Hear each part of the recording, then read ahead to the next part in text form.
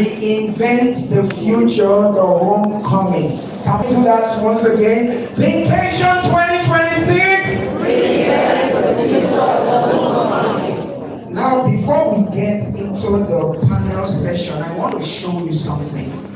How many of you can see what is in my hand? How many of you can see this? Camera, please capture. Echo it if you know what this is. A bottle of perfume. That is what you see, but I see a memorial. This was the very first gift that Dr. Ubon King gave to me when I met him face to face 10 years ago. Put your hands together. When he passed on, this bottle now meant a whole lot more to me. I said I will never discard this bottle. Because when I met him, as I was about leaving his office, I said, Baba, I like the grace of God upon your life. So I brought out an envelope and I said, this is a seed, I want you to pray for me. He laid hands on me, he prayed for me, then he opened his box and he said, TK, the aura that a man carries determines the doors that open before him. And by aura, he meant both your physical fragrance and your spiritual fragrance. And he said, this gift is symbolic and I give it to you. And he prayed for me. And let me tell you the truth. After meeting Ubon King, this is 10 years after, the guy who met Ubon King 10 years ago is not the guy standing before right now. As at 10 years ago, I have never left Nigeria. But right now, I have traveled at least 8 countries of the world. Can you put your hands together? So this means a lot to me. And someday, maybe I'm going to auction it at a very high price. And I'll give it back to the foundation. Thank you, gentlemen, ladies and gentlemen. Welcome to the session. Thank you, thank you. You're welcome very specially to this panel session.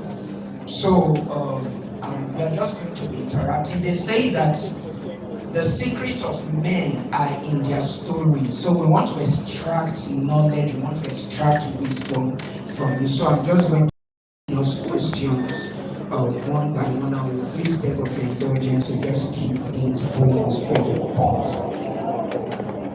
All right. Okay, so I will start with Mrs. Inyogon. Oh, sorry, Miss Inyogon. You are a tech entrepreneur. When I want to ask you, was there a moment in your life that you had to reinvent yourself? Was there a moment that you had to transition? What triggered it and what changed thereafter? This is I think this is my question to me because I graduated as an insurance, from insurance, but I never practiced insurance. Instead, I'm in the tech ecosystem. So after I graduated from insurance, I knew I was going to go into insurance. So thank God for the people who I had in my life. So I'm going to use this stage to mention Hanson Johnson. So Hanson Johnson is the founder of Start Innovation Hub. So without Hanson Johnson, I don't think I'll be here today. I don't think I'll have all the achievements I've had so far. I remember talking to Hanson after I came back from my savings. That was 2016. And I told Hanson, okay, I'm back home. I'm good with content, writing, and the rest. Can I just come and stay in your home? I don't want you to pay me anything. Let me just come and meet. So he was like, oh, come. Then when I went to the home, Hanson was like, oh, yeah, I've been seeing what you've been doing online. I know you're very smart lady. We have a scholarship. We're going to give you a scholarship in Android application development.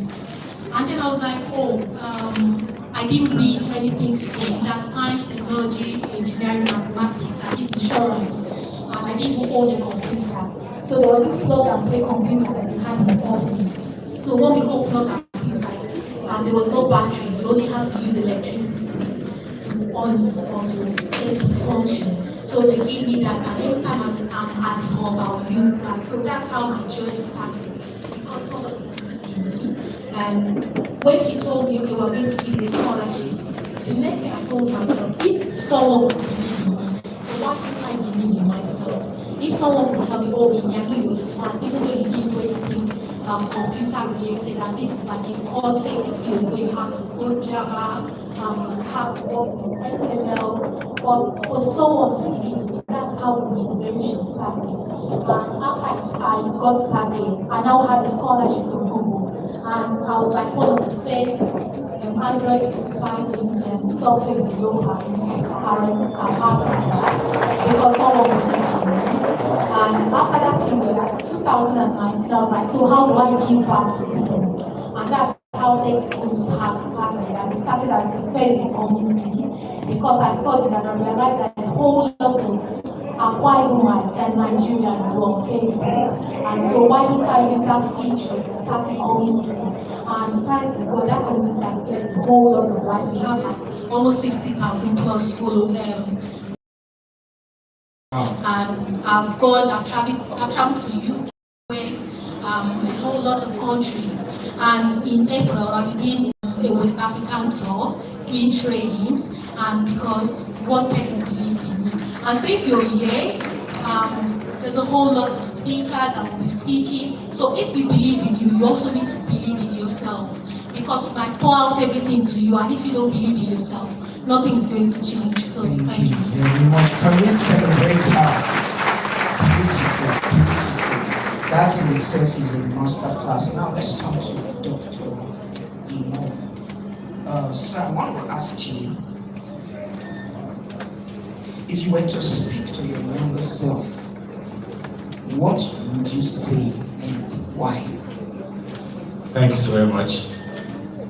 Thank you, the organizers and the panelists. I'll put so many questions in one, what you just said about thinking of what you asked now. So if I was to speak to my younger self, I'll tell myself first to listen to your parents, first and foremost, because my takeoff point from the start of my life happened when I listened to my parents. So at a young age, I have a father who was very, very meticulous, very serious about academics and wanted the best for all of us.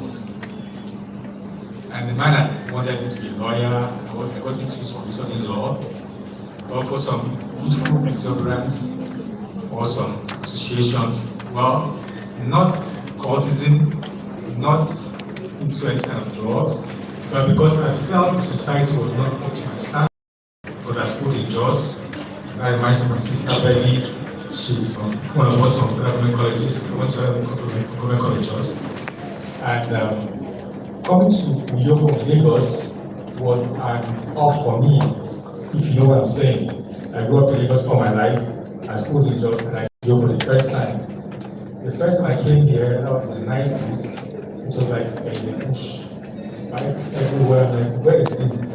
So I got into the faculty of law, and I also want to thank Ellie for having me here in this panel. So just I said I can't stay here. My dad was like, stay here and learn here. I left voluntarily after a year. I wrote jam again, and I went with my friends to the University of Jos. I went to the University of Jos. University of Jos, I couldn't get the law I was studying, so I got another course, sociology, hoping I would change to law. And the point is got so far. So I want to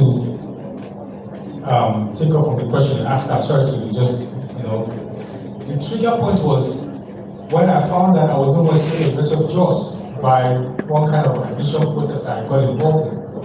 And I want to ask a question. I've never seen shame, rejection. Imagine walking into a store and see a class of people, you bounce yourself. As you don't fit into the hall, or they say they don't belong here. That was how it was after I left Jos to come back to the University of Uyo, and they said I was not my student. At that point, I was like, what is going on? Now, your family, your very family, and that's why this is Thinkation, homecoming. Homecoming is where you're from. Your first call sheet is your home. It assess you, your family, your community, how you pray. And you have to come back home and face it. If you're in America, anywhere you are in the world, your home is your first place, and that's where you can organize you from. So I came back to the University of Uyo, The people that I was in school with are all gone, and I had to face shame, rejection, and pain, setbacks, everything I think of. Now, looking at me, the kind of person I was in secondary school, I was very foppish, very foppish. And I came up with that same lifestyle, and this is the same person that has fallen all the way flat. My friends have gone to university of schools. My younger ones, I graduated. Even the family, the very family looked down at me. So I'm like, no. So what's changed now? I said to myself, I can't go down like this. My family is such a family that if you don't go to school, they just look at you as one rich family, no matter how rich you are. That's why education is very important. Education and thinking. So I took part of education. I just took up, I don't want to go into business, I don't want to do anything because I know the value my family has about education. And the dream my father had for me. My father, the court was tired of me, everybody was tired of me. Everybody was like, man, imagine being rejected by your own family. They will not say it, but every action says it. Therefore, I'm never to school. So the story or the beauty of this, I went to buy jam form when I was in 5 years apart. We bought jam form. And I remember this very instance, I want to mention this particular guy's name in particular. If you know one guy, called Isha Party here, doing jam ABC. So the guy came to the library and like, more, you are here for your masters. And I remember how I was like, then he now looked when he saw ABC, and saw jam questions. Like, well, and it was doing well. So I faced shame, I faced rejection on all levels. I came back, so my mom, she's still alive. She paid for a room for me. And so that room, church, football, class, I didn't go anywhere. I didn't see anybody for 5 years. I got missed for 5 years. Yes, I graduated. I mean, I had a setback, I had a power like I said, I'm going to talk with this for me, please. It's a life between us, and I encourage anybody who has suffered a setback. So the big setback, but I can tell you what I am today. I'm an associate professor in university. I've traveled, my colleagues say they travel everywhere. I think, I've gone to more than 12 states in America, presenting papers, and we can Google my next time, just check my name online. But I can tell you that all those people that passed me, I overtook them to the I have things that people can say, how did you do this thing? I have 2 PhDs, I'm well read, and presently I'm a director at my school. And I know I influence so many young people. I'm into health and fitness as part of my thinking aspect of life. Now, this is where education is thinking. I realize that as a person, you must have something you are known for, something identified with. Like me, I'm identified academically, but also identified in the world of fitness. I can tell you, you are a household name in fitness. I practice and I preach healthy living, and I live the lifestyle to be healthy all the time. So I'm combining education and fitness to make education complete. Let's put our hands together. People in academia, when they speak, they have the gift of utterance. All right, I want to come to you now, the agropreneur herself. When I mentioned your name, in the setting, people were like, is she coming? So I got really curious. Blessing happen. You are doing let's put our hands together. You are doing amazingly well in the agropreneur space. I want to ask you a question. I believe you are from that state. Yes. What's one myth about success that you had to unlearn as you grew up? One myth about success that you had to unlearn to become this version of blessing that you have. And please, I want to appeal to us as we go forward. Please, let's. Thank you very much. One myth about success that I have to unlearn is that success is a destination. It's a myth. I got to realize that success evolves. And once you attain that level of success, you must transition to a level of significance. And significance is the ultimate in the Maslow hierarchy of pyramid. Because if you're successful and you look around you and you still have that yearning to be more, then something, your destiny is calling you. And it's like a ticking time bomb. I think that's what the legendary Ubon King also experienced. He had attained success, but he needed to evolve. And that brought him to think about significance, which is thinkation. How to impact and lead other people, show them the path where they should follow. I'm this young girl that always felt out of place. People will say you talk too much. People will say, can't you just overlook certain things? Because if I enter an environment, my mind scans through all the loopholes. I see potential, I see the gaps, and I always come up with solutions. And most times, that attracts a lot of frenemies because you don't fit in. I left Lagos as a consultant. I lived in VGC, High-Grove area. And all of a sudden, my destiny called out to me, which is agriculture. I studied business administration. I left everything, including my CRV car, and came down to Akwa Ibom State. Majority of my friends said I'm losing my mind, that I'm going mad. But later on, I was able to define that mad as making a difference. Because that same set of people that said I was losing my mind came back to pay me to be their mentor, over 350,000 naira for just 2 hours. Wow. That is what success means. Because taking a girl from Lagos that always felt out of place, people never understood me, and my journey from childhood, because I'm also speaking to the future leaders, you might feel out of place, you might feel nobody understands you. You might not even be lucky to have someone that sees the potential in you. Because even in the Holy Book, if you want to check Genesis 17:17, when God was talking to Abraham, Abraham argued with God. You cannot be telling me I am the father of many nations, because you cannot see yourself. Even when God spoke with Gideon, Gideon also argued. When the angel called him mighty hero, he said, how can you call me mighty hero when people are dying?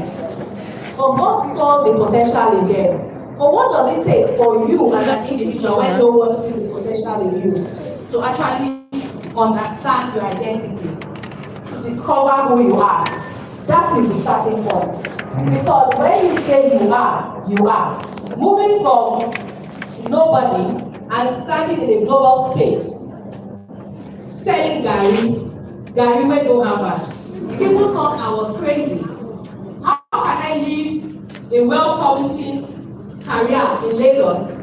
I registered that company when I was 25, in case you are 25 here. When I was 25, I registered World of Marketing. But when I was 32, I came down to Akwa Ibom. I had a boardroom meeting with Akwa Ibom State government alone. Someone even asked me, where are your entourage? I said, now only we follow up. Because people who assume that you should come with entourage, paparazzi, that's something to Akwa Ibom State government. But I went alone, it was I and my God. And I laid out the plan to them. I said, this is what I want to do.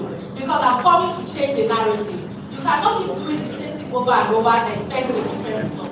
Something must shift, and I was the shift. And from that moment, it didn't come closing. Because I thought, oh, now I'm in the agri space because someone needed 30 million naira worth of cassava chips. And that attracted me. That was the call. Because as a young person, I'm looking for money. And that attracted me to come into the agricultural space. But did I get the $30 million contract? No, because of the bottlenecks that were in there. Just like when God told Abraham, come out from your father's house to a land I will show you. He didn't tell him the destination. He didn't tell him he was going to be hiding his wife from the king. Calling his wife, my sister, just to survive. Now I'm starting in international by the government of France. I was in France twice last year as an international ambassador member for the United Nations. I talked about one food system, and that's the level of significance, and we are replicating it. We empower the Nasarawa. We've had a project of over 250 million naira. Who would have thought that from 14,000 to 250 million, and we are still going up? So that's significant. Thank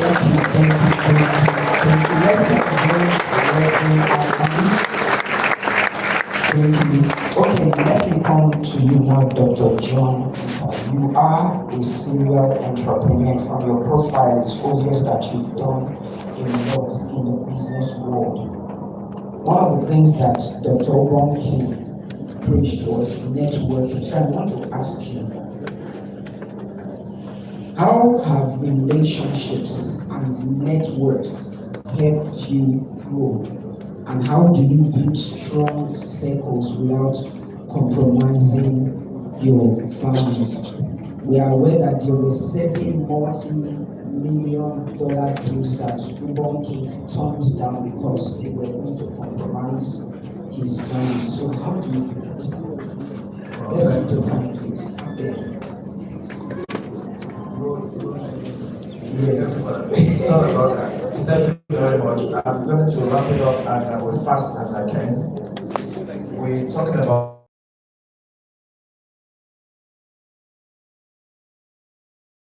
making of treasure.